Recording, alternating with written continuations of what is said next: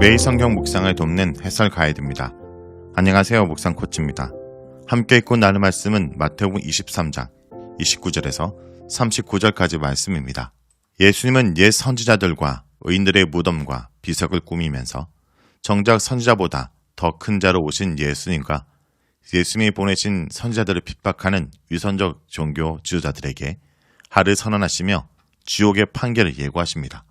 29절에서 36절 읽겠습니다.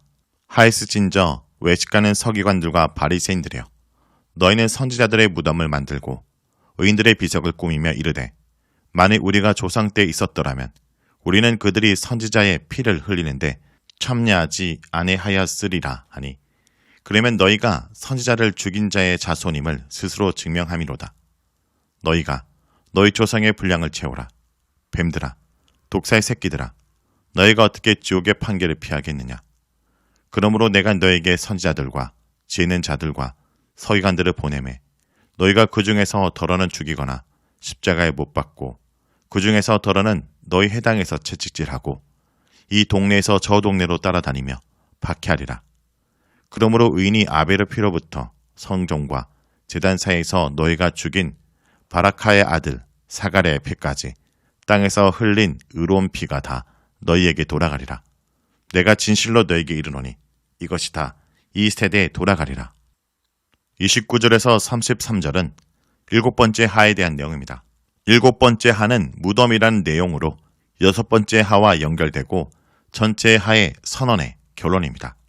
서기관들과 바리새인들은 선지자들의 무덤들을 만들고 의인들의 비석을 단장하면서 자신들이 조상들의 시절에 있었다면 선지자들의 피를 흘리게 한 일에 가담하지 않을 것이라 생각했습니다.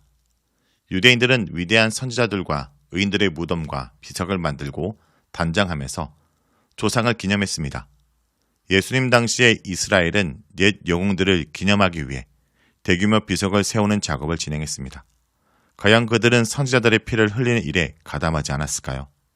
가장 최근에 그들은 세례 요한이 전한 선지자적 메시지를 거부하고 그를 배척했습니다. 예수님은 자신을 이런 선지자들에게 포함시킵니다. 너희는 너희 조상들의 분량을 채워라. 그들이 하지 말아야 될 죄를 행하라는 역설적인 명령입니다. 그릇이 다 채워지면 하나님의 심판이 내려집니다. 이들이 어떤 점에서 조상들의 분량을 채우는지 34절에서 35절에 나타납니다.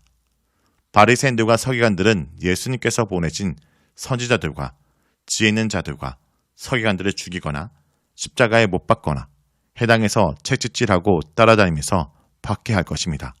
예수님은 서기관들과 바리새인들이 조상들의 대열에 합류한 뱀들과 독사 새끼들이며 지옥의 심판에 피할 수 없을 것이라고 선언하십니다. 일곱 번째 하는 이스라엘 백성에게 내려질 무서운 심판을 경고합니다. 예수님은 백성을 잘못 인도한 바리새인들과 서기관들의 죄를 지적하시고 백성은 영적으로 눈먼 이들의 지도로 비참하게 고통을 겪게 될 것을 한탄하십니다. 그만큼 하나님의 뜻을 알고 있고 그 뜻대로 백성을 인도하고 있다고 확신하는 지도자들의 영적 무지와 오만과 위선은 위험합니다. 바리새인들과 서기관들을 향한 예수님의 책망은 이제 교회를 향합니다. 성도들은 23장을 읽으면서 옛 이스라엘이 지도자들과 함께 몰락하게 된 원인을 자신들의 교회에 적용해야 합니다. 어느 쪽 길이 예수님의 뜻에 맞는지 성경을 통해서 철저히 확인하지 않은 채 어리석고 눈먼 지도자들을 맹목적으로 따른다면 공멸할 수밖에 없습니다. 특히 일곱 하는 산상설교 언어를 부정적 측면에서 공략하고 있으며 산상설교의 가르침을 따르지 않는 사람들에 대한 심판이라고 할 수 있습니다. 따라서 성도들은 산상설교의 교훈을 자신과 인도자들과 인도받는 자들의 현재 상태를 진단할 수 있는 기준으로 삼아야 합니다. 29절에서 31절에는 선지자들과 의인들을 보내신 주체가 하나님이었으나 본문에서는 예수님께서 선지자들과 지혜 있는 자들과 서기관들을 보내십니다. 예수님께서 보내신 이들이 받을 핍박은 4개의 미래동사로 표현되기 때문에 선지자들, 지혜자들, 서기관들은 예수님의 부활 이후에 보냄을 받을 사람들을 가리킵니다. 이들은 구약에서 하나님이 가르치신 뜻을 백성에게 전달하는 일을 맡은 자들입니다. 앞으로 예수님께서 보내시는 자들도 같은 맥락에서 활동할 것이기에 구약의 용어가 사용됩니다. 당시의 예루살렘과 이스라엘은 그들 자신의 죄뿐 아니라 그들처럼 이미 의인들의 피를 흘린 조상들과 결속된 상태에 있고 연속 선상에 서 있었습니다. 의로운 아벨의 피로부터 성소와 제단 사이에서 죽임당한 바라카의 아들 사갈의 피까지 땅에 흘린 모든 의로운 피가 그들에게 돌아갈 것입니다. 하나님이 보내신 모든 사자들에 대한 그들의 거부와 살인은 구약 성경 첫 번째 순교자와 마지막 순교자인 아벨에서 사갈라는 관점에서 조명됩니다. 아벨이 언급된 것은 단순히 이스라엘의 반역뿐 아니라 인류 전체의 반역을 염두에 둔 것 같습니다. 사갈라는 이스라엘의 마지막 순교자는 분명 아니지만 정경 마지막에 기록되었기 때문에 상징적으로 이스라엘의 마지막 순교자로서 본문 속에서 기능하고 있습니다. 이처럼 예수님께서 두 사건을 예로 든 것은 하나님의 사람들이 피를 흘렸고 그 피의 책임이 철저하게 최초의 인류와 이스라엘에게 있음을 나타내려고 한 것입니다. 다음은 37절에서 39절입니다. 예루살렘아, 예루살렘아, 선지자들을 죽이고 내게 파송된 자들을 돌로 치는 자여, 암탉이 그 새끼를 날개 아래에 모음같이 내가 내 자녀를 모으려 한 일이 몇 번이더냐. 그러나 너희가 원하지 아니하였도다. 보라, 너희 집이 항폐하여 버려진 바 되리라. 내가 너희에게 이르노니 이제부터 너희는 찬송하리로다. 주의 이름으로 오시는 이여 할 때까지 나를 보지 못하리라 하시니라. 1절부터 36절까지 지속되었던 강도 높은 톤이 잦아들고 있습니다. 이것은 이스라엘의 지속적인 반역에 대한 예수님의 긍휼히 여기심이라는 주제를 도입하기 위해서입니다. 여기서 사용된 예루살렘이라는 표현은 틀림없이 이스라엘의 수도를 가리키지만 또한 전체로 이스라엘이라는 나라를 상징합니다. 이스라엘이 하나님의 메신저를 다룬 방식은 마지막 선택이 무엇인지를 분명하게 보여줍니다. 예수님의 사명은 이스라엘을 해결케 함으로써 35절에서 36절에 예언된 형벌을 피하게 하는 것입니다.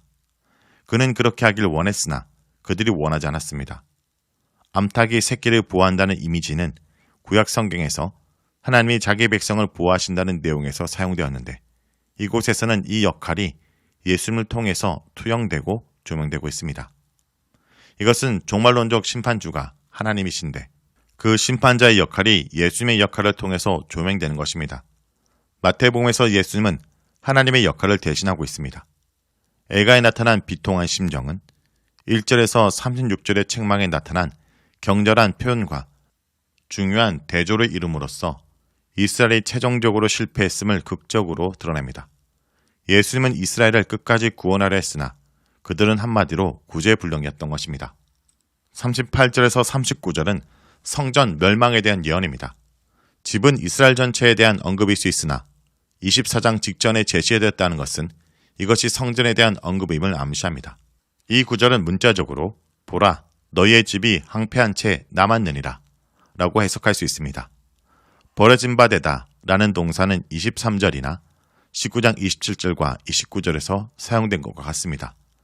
따라서 이 구절은 성전의 외적인 상태에 대한 언급이라기보다 하나님이 그것을 떠나셨다라는 사실에 대한 언급입니다.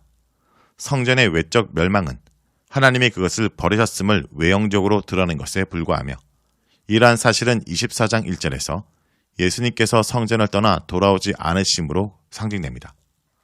반복된 2인칭 대명사는 이제 이 건물이 하나님의 집이 아니라 너희의 집이라는 사실을 강조합니다.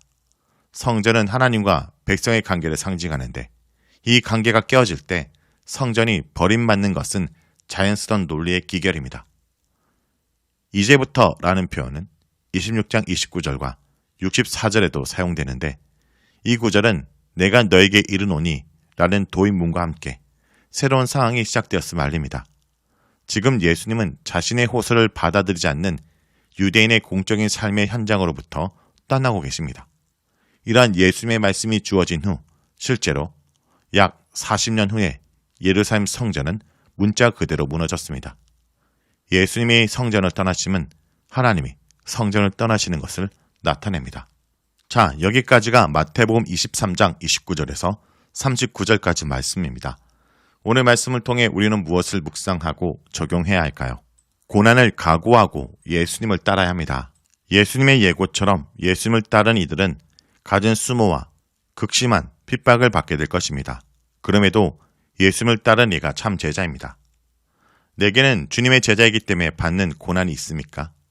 복음 때문에 많은 수고를 하며 핍박을 받는 사역자들과 선교사님들을 위해 기억하며 기도하는 하루가 되길 바랍니다.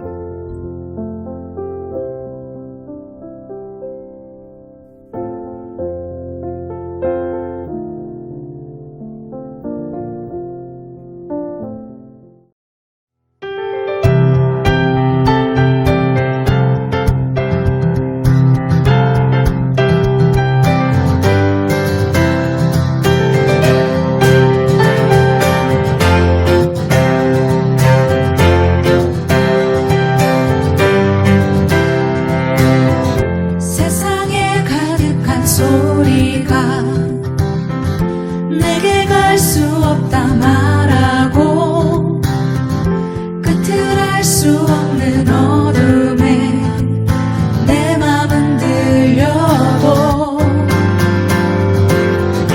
반복된 수많은 실수가 나를 주저하게 만들고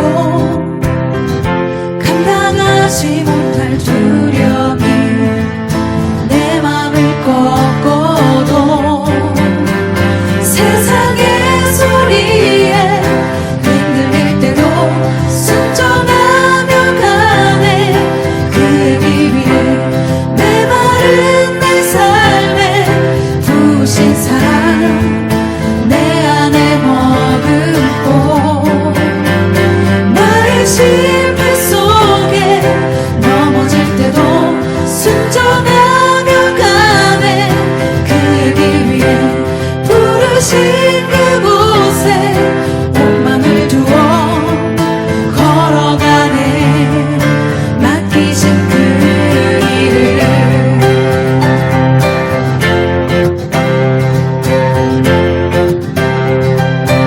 세상에 가득한 소리 세상에 가득한 소리가 내게 갈 수 없단 말하고 끝을 알 수 없는 어둠에 내 맘은 들려도 반복된 수많은 실수가 나를 주저하게 만들고 감당하지 못할 두려움이 내 맘을 꺾어도 세상의 소리에 흔들릴 때도 순종하며 가네. 그의 길 위에 메마른 내 삶에 부으신 사랑 내 안에 머금고 나의 실패 속에 넘어질 때도